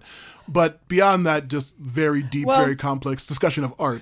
I do want to get into a different subject. Here's the thing though, at least with this story, it would be good for psychiatric practices because, you know, it's like you know, what it's the question of what is the glass. Sure, the story has an open ending to it, and it's supposed to be like, what would you do kind of thing. But you could find out something about people just by what their answer is on what they would do kind of thing.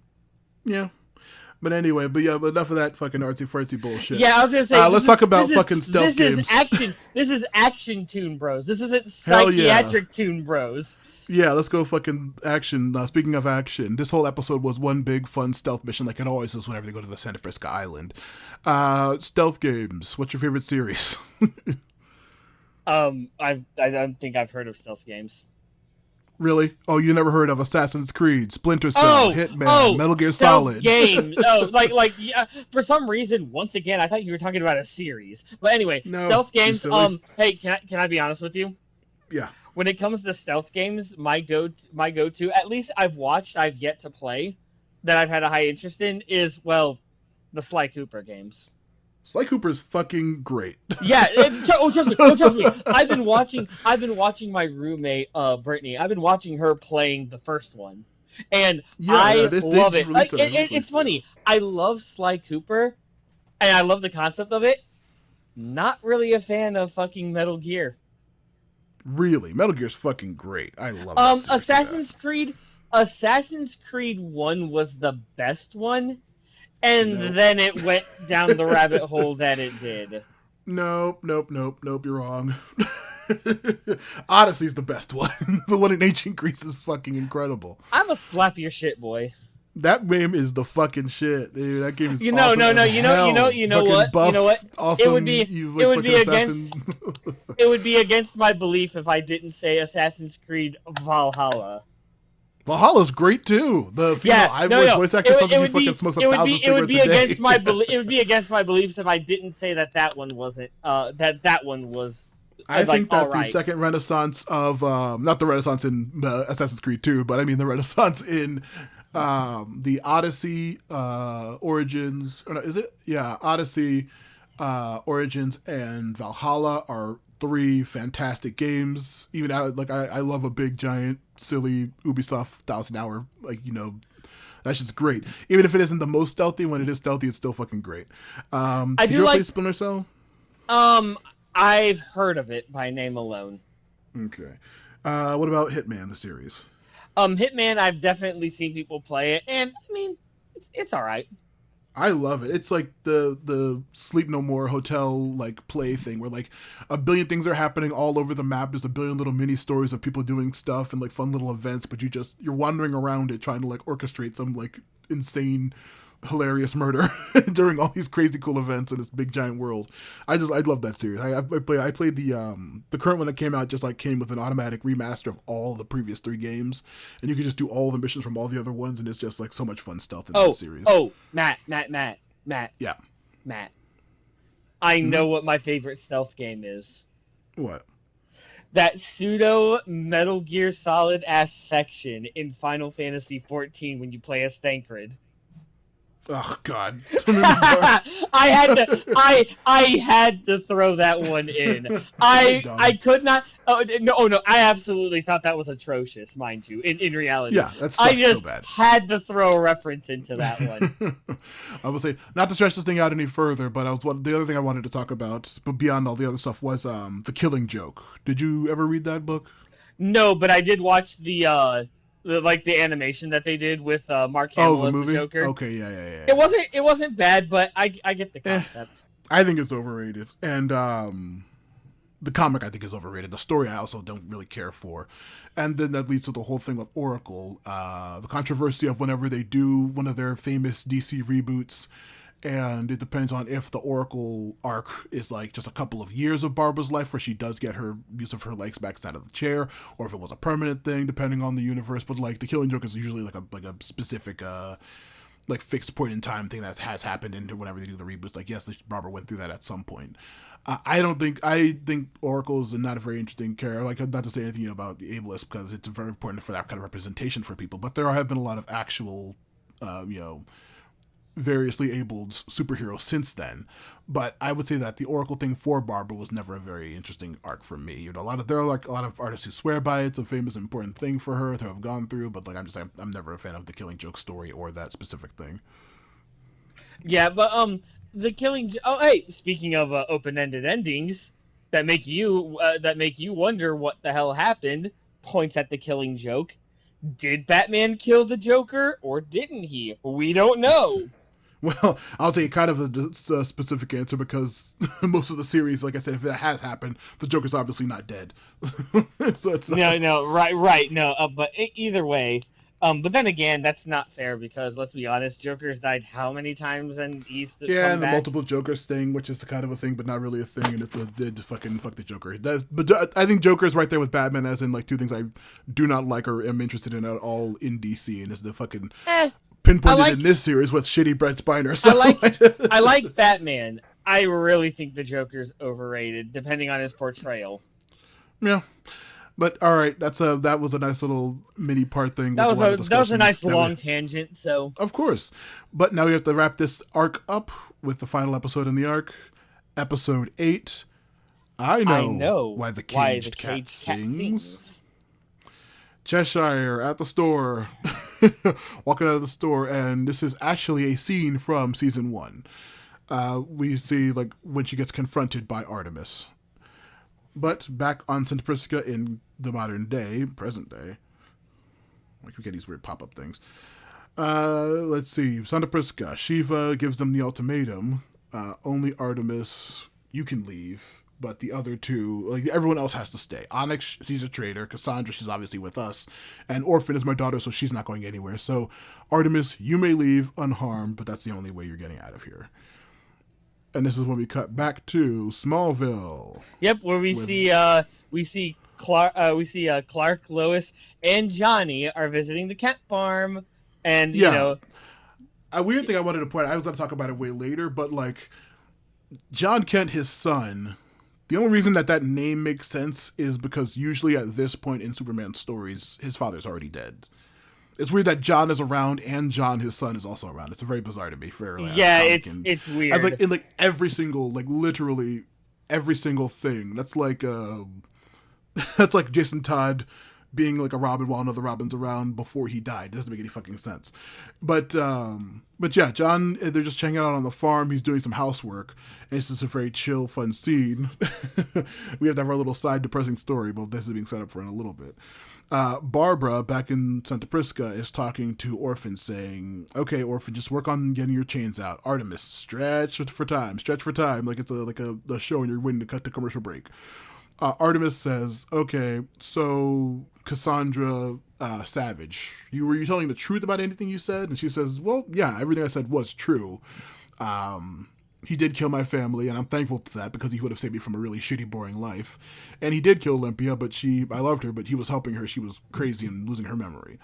So that's why I did all this. And of course, obviously, we let Onyx escape because she's such a low-level, nobody loser that she was a perfect distraction. And she's just like, hey, fuck you guys. Man, fuck you. Come on now. That's not fair.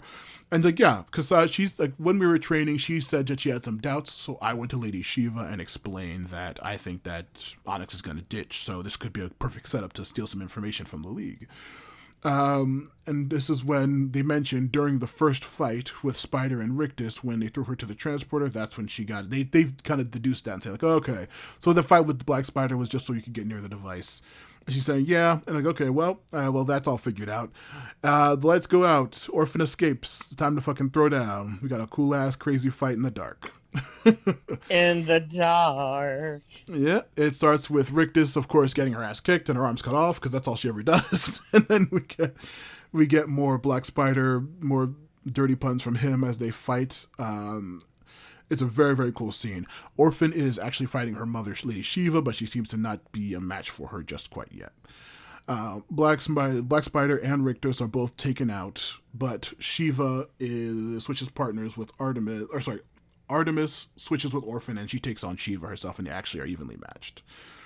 And this is when they finally, they're beating each other back, but the League is still having the upper hand when it's just Cheshire, Artemis, Orphan, and Onyx. Just as they're about to lose and the lights come back on, we see the Shade seems to rescue the good team. They go into one of his weird shadowy portals, and Lady Shiva follows. Dun dun dun. Meanwhile, back at Smallville, Yeah.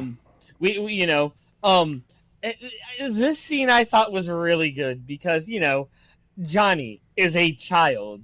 He's like, hey, where's when's Connor gonna be here? And everyone's a little bit like upset at this, but Clark and Lois try to explain to Johnny what exactly happened. Yeah. This is when it cuts back to the Shade releasing them on the beach of Santa Prisca, just as we see that Lady Shiva, they see the team, they're like, what the hell, the Shades rescued us? And this is when we see Lady Shiva pop out of the portal behind them and say, like, what the hell, why'd you betray us? He's like, well, I owe Cheshire from last season. Remember that really good episode with, what's her name, Mist and Livewire?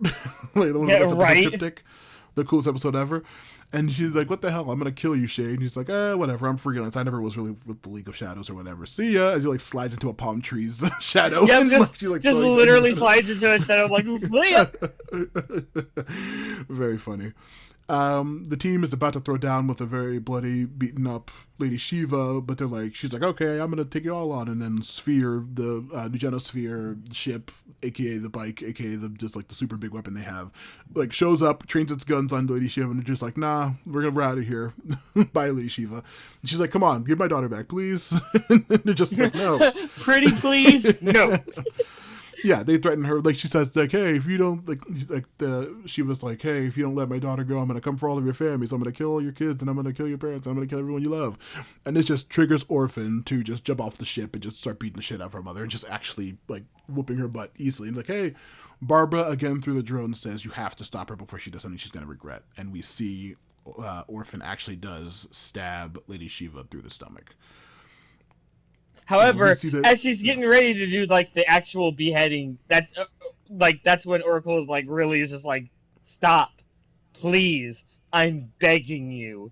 And then We of see the course, flashback again to I didn't save the Joker, I'm saving you. Yeah. yeah, and of course, this actually like makes Orphan like back away just a little bit. Yeah, she gets back on the ship and they actually fly, leaving Lady Shiva with her wounds.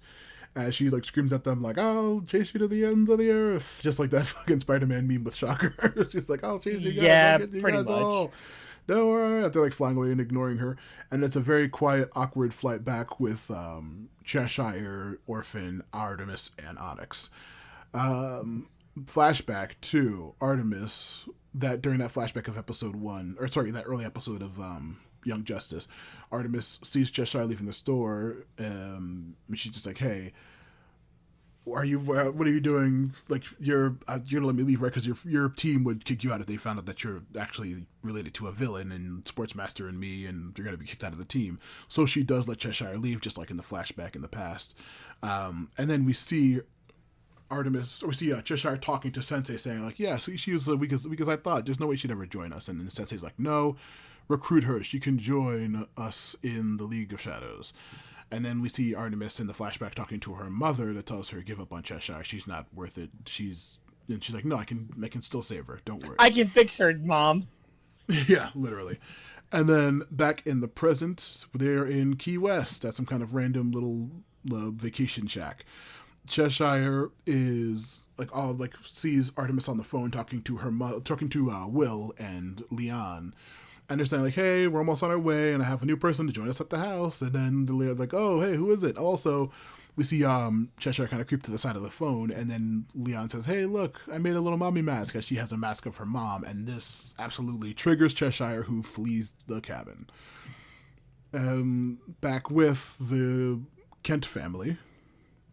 Yep, back with the Kent family. You know, Clark is just sitting on the porch. Yeah, When approached with Lois.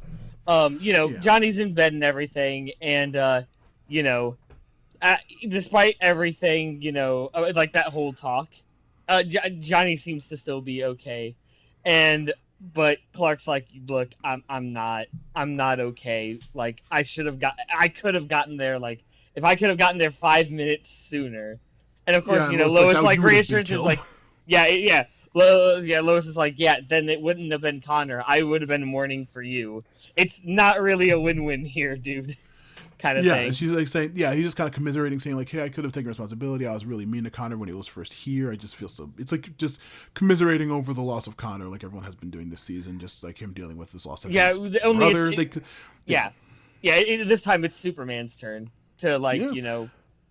get upset. So anyway, Back on the Caribbean island, Artemis and her team talk to Barbara and say like, "Yeah, we have a tracker on her." As we see a very funny scene of Orphan trying to check herself to see where her tracker is, and like Onyx is just like, "I can't believe you guys put a tracker on me. That's so weird." It's like, yeah, that's standard Bat family policy. yeah. Hey, That. if you're gonna be But part she's of going, if you're gonna be our friend, you got to be part of the Bat family, sort of. So yeah, Yep, have a and we tracker see on that you at all times. yeah, and she's going towards Infinity Island. She's going to try to fight the League of Shadows once more.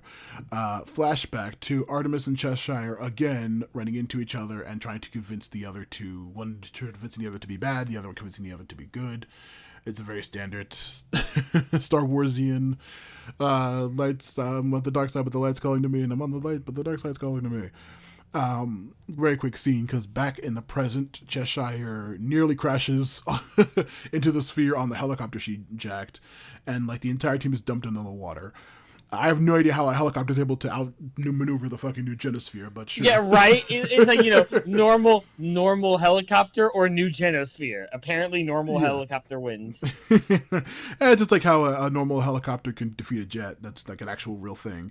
But I guess Jennifer, even though it's apocalyptic new god tech, it's still no match for a helicopter that can turn around real quick. Fucking right. Cheshire lands on the island and confronts Sensei, and she's just like, I'm gonna go. And he's just like, what, are you here to join us, or do you want to die? And she pulls out her weapon and she's like, okay, so you want to die? And I guess that's it. And then, like, Artemis is just like, no, don't. And, like, Sensei is having, like, real Iroh, just, like, chill dude vibes about just like, no, she's here to die. She wants me to kill her because there's no way she can defeat me.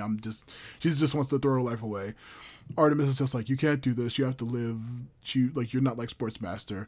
And this is a very, like, emotional scene of them talking. She's like, no, I am too much like Sportsmaster. I don't want to bring that to my daughter. I'm too far gone. I'm just going to ruin their lives if I interact with them. So I just want to just get killed by Sensei on the island, and that'll be it. Artemis is just like, no, your daughter needs you. You can't just leave her like this. This is the worst thing you could possibly do. And this is when Onyx steps up as well and gives us her full backstory, talking about how, once again, bringing up her maternal grandfather, the Amazing Man. He wanted to be a hero, but he was too, like, meek and standoffish with, like, how shitty the world was to him and people like her and him. And so a very vaguely coded racial message here. But she says that the League of Shadows came to her and gave her real purpose, gave her strength to fight back, and, like, was a better family to her than her old family was.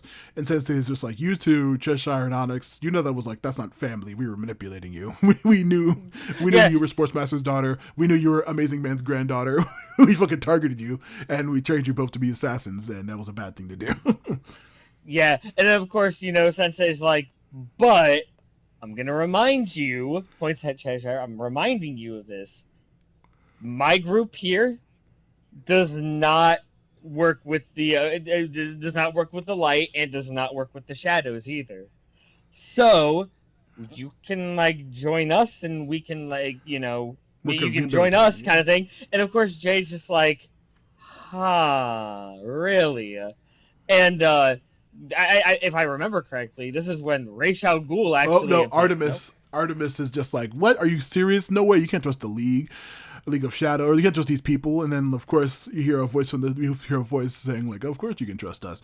And it's Ra's al Ghul, and I love literally every single person in the scene, from Sensei to the Masked Ninja, Cheshire, Onyx, and Orphan, all instinctively just bow before him. Just, like, no words, no anything. They all just, like, turn around and bow to Ra's al Ghul. He is the great one after all. It's so funny. And they all, like, just dip their heads, like, completely from the waist, like, pure bow. And then Artemis just like, oh, you. Yeah, and of course, Ra's al Ghul's like, look. Seriously. This does merit some consideration. I mean, I look at me. I don't lie. I don't work with the League of Shadows, nor do I work with the Light. If you let Jade join us, we will actually try to help her. And I was gonna say, who was the one? They mentioned the line about Ra's al Ghul is a lot of things, but he's not a liar. Someone said that multiple times. I don't know if it was Batman or Dick. I think it was in the last season. Dick said that. Like, when it was, like, one of the times prior. Ra's al Ghul, because he was, like, saying some piece and stuff, and even Artemis was like, yeah, he's lying. And it was Dick Grayson. He was like, Ra's al Ghul is many things, but a liar is not one of them. Yeah. So he's just like, hey, look, seriously, if Jade and you, Onyx, if you want to, if you guys, like, come here and join us, we will legitimately try to help them out. And of course, Artemis is just like, hey, Jade, what's your end goal, dude? And Jade's like, I don't know, but not gonna lie, I think I need to join the Sensei and the Great One. I think I actually need to do this. And of course, even surprised at this decision, the one that I'm about to say, even Artemis agrees. Like, you know what? I think you're right, and even she's a bit surprised at that. And Onyx also agrees to stay as well, to actually be helped in this whole, like, debacle of what's going on. Yeah, we actually get this one. We get, like, a weird, like, little still image montage of what everyone's doing at the end of this mission. We see a quick shot of Talia al Ghul with the baby. Watching from the distance, we see Artemis returning to Leon, her mother, and Will. We see like the what's her name, Cassandra confronting Vandal Savage about her failure. We see Lady Shiva seeing where Orphan had escaped from with like bandages on herself, saying she's recovering from her injuries as well. We just see like a quick montage. We see everybody just Cheshire and Onyx chilling with the Raish and them. It's like a real little follow up. We also see follow up with the Kents again, of them just dealing with everything after like the drama that's going with their family as well. But yeah, so a quick little image of everyone's wraps up stories of this little arc as this wrap and finally comes to an end, and then we get the post credits scene with Artemis talking about the poem "Why the Caged Bird Sings," which also, as we forgot to mention earlier, one of the scenes with Sportsmaster talking to her when she was in like before about how like our Cheshire's a failure. She was reading the book "Why the Caged Bird Sings" when Cheshire was spying on her at one point. Yep. But yeah, and, we see a picture of Artemis and Wally, and then another one of Artemis and Cheshire as kids. Yep, and then it's as we get a quote from that, and that's it. That's where it ends. Is the end of this arc. An absolutely amazing arc with some very fun League of Shadows craziness, and it just goes to show that I really love the setting and the world of like DC ninja detective stealth stuff when it's not around that goddamn bastard Bruce Wayne. When he's not involved, seriously. I love every single character involved, and I love every single villain, every single good guy, every single duplicitous story and detective work and figuring out the mystery. It's all very, very fascinating. And as long as it's not circling around that motherfucker who has like 1,000 comic books and 1,000 TV shows and 1,000 cartoons and movies. Oh, right, like Superman. Got it. yeah, Superman, who's already. You're right. You said comic books and movies and the question. Right. I wish. Yeah, I'm I waiting would for pay $1 billion for a question series. I'm literally waiting for DCU to release a movie about the question. Well, I would say Victor Sage has not been the question for decades. It's Renee Montoya took up the mantle for a long time because the entire point of 52 was the question and Renee running around together and him training her to be the next question, which was a very fun resolution to that arc. But we can't talk about the question. There's a lot of on-topic things we got to talk about. The segment with the Kents dealing with the death of Connor. I don't know if we probably have went over this before, but what was your first experience with like a familial passing? Oh boy. I think the first time that I can remember was I was like 3 or 4. I can't remember exactly, but it was my my grandmother on my mom's side. It was one of those weird instances where my grandmother on my mom's side passed away before my great grandmother on my mom's side. Interesting. Yeah, right. But it was when my grandmother on my mom's side passed away because I was like 2 or 3 years old, and I didn't quite get what it was, and I forget I was 2 at the time, like 2 or 3 years old, so I don't remember how it was described. Knowing the way my upbringing and knowing my dad, something gone to heaven, something. But it was like 2 or 3 years old when I was first, when I first experienced, someone passing away. I was gonna say, the first time you actually remember because I lost, I think, let's see, 2 of my grandparents both of my current parents on my mother's side passed when I was like a literal baby, so I had no idea. I never even met them, I don't think, or I never remember seeing them.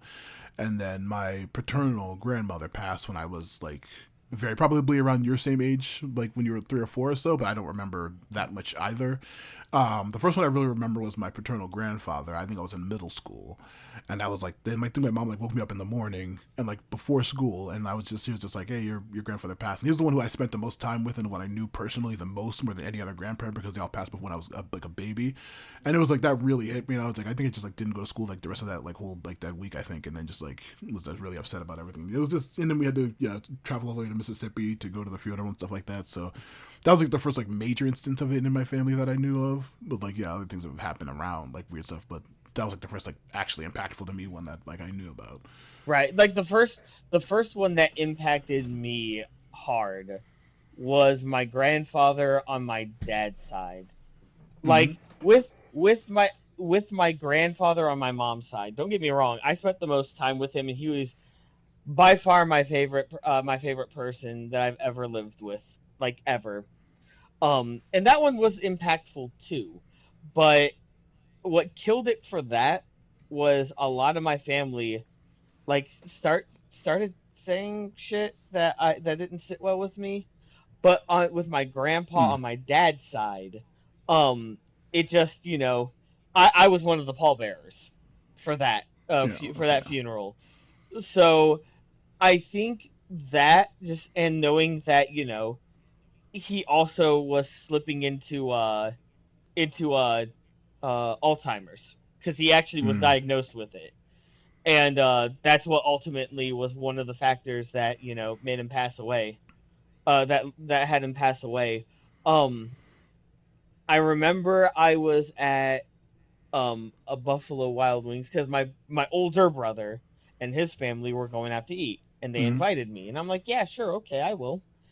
But then during that time, I got a call from my dad saying that he passed away, and I'm just like, oh, I just went from, and I looked at my brother, and he's like, yeah, I just got a call too, Mm. and and that for that just all that buildup and everything, it's just it hit, and for me, I don't really cry at funerals. It's just like that emotional drain. Like I just I have enough energy to do the Mm. things that I have to do, and it just that was the heaviest it was I just was done, drained and depressed and everything like that. Yeah, it's a very difficult thing for they're an important part of growing up, but it is very difficult whenever it does happen. Yeah. The other thing I was going to say about this whole arc of the series, like I said, this was one of my favorites. What did you think of this one compared to the first, and just like vaguely alluding to what we're going to go through the next couple? So I will say this: rewatching these episodes, Mm-hmm. my original list on what my favorite arcs were is definitely going to shift, mind you. Because at first this one was like, oh, that's cool, Artemis and everything like that, and so I only thought bare minimum about it. Mm-hmm. But now rewatching it, I just sit here and I'm just like, okay, no, no, no, I get it now. I see why Matt actually enjoys this episode a lot. It Yeah. it's actually a really good one. Like, it has improved from the last time I watched it to this rewatching of it. It has definitely improved in my eyes. And then Yeah. again, Yeah.